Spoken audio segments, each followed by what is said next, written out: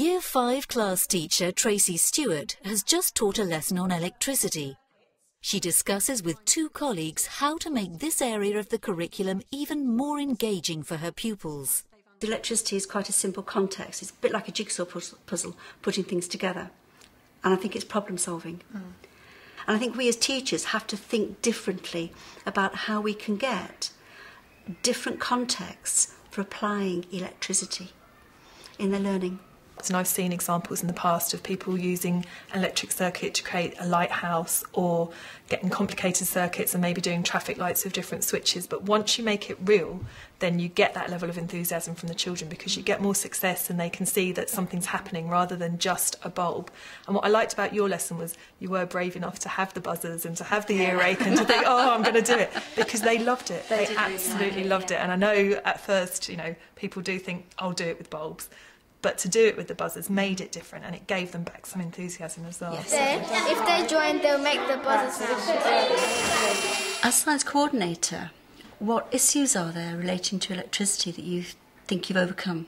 The issues classically are making sure that all the different components work. So I'm sure it's the same in every school, where you've got batteries that don't work, bulbs that don't work, buzzers that don't work. And so at the start of a lesson as a teacher, you don't want to come and find that it's not the lesson that you're teaching that doesn't work, it's the equipment you're using that makes it difficult. So what we did for this lesson was we created some electricity toolboxes, and part of Tracy's work prior to the lesson was to make sure that all the different components did work so that the children could be successful, and she could see whether it was a concept they didn't know, not that parts of the equipment didn't work properly.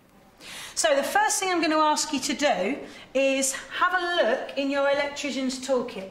I love the way that you put the lesson in context at the start, and you just got all the children's attention, had them all together, and then obviously they couldn't wait to get their hands onto the toolbox. And I think that's something that we can learn from foundation stage, where the children need to explore, they need to play with things, and they think they're playing, but actually you're analysing their scientific knowledge, how quickly can they make a circuit. You're finding out so much more than just letting them play with the toolbox, aren't you? Yeah, because they want to make something work with the electricity, so they take it out and make a circuit work straight away. And immediately you can look at your class and see if there's anyone in the class who's actually struggling a little bit. Yeah, doesn't know what to do with it, yeah. And in fact, that 1 minute of those children exploring means you can go straight into your main activity, and you don't have to spend 15 minutes with them just talking. Oh, it's brilliant.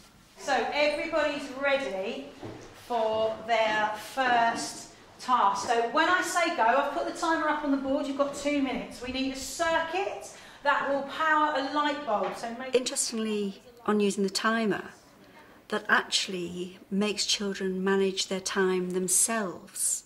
So they keep looking, thinking, I've got this much time, I've got to finish that. And that's a very, very good approach in science.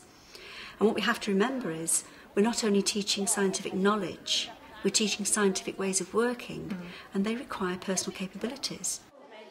Yours is a really good lesson, and it'd be really good to share what you think made that lesson so good from your point of view. For me, I think the most important part of that was that the children could see how the science they'd learnt could be applied in the real world. So it was kind of open-ended. They take it at their own level and take it as far as their ability allows them to. I think it worked particularly well because of the toolbox as well. I think allowing the children to have that many options immediately in front of them without having to go and get them from a corner or a shelf, or without having to wait and see what other groups are doing. And it made each group independent, and therefore more opportunities for each group to go off on their own tangent, because they've all got more options than you could even imagine they could use, but they still find a way to do it, don't they? Yeah. And for me, it was the timing. You didn't just say, go and get on with it. You said, you've got so much time to do it. And they rise to that challenge, and that makes them really focus and stay on task. But it also means that because you've used up less of the lesson, but it's actually got a better product from the children in terms of their thinking, the way they work, and the outcome, is that you can actually do more for science. And when you think about it, there's really not a lot to teach about electricity.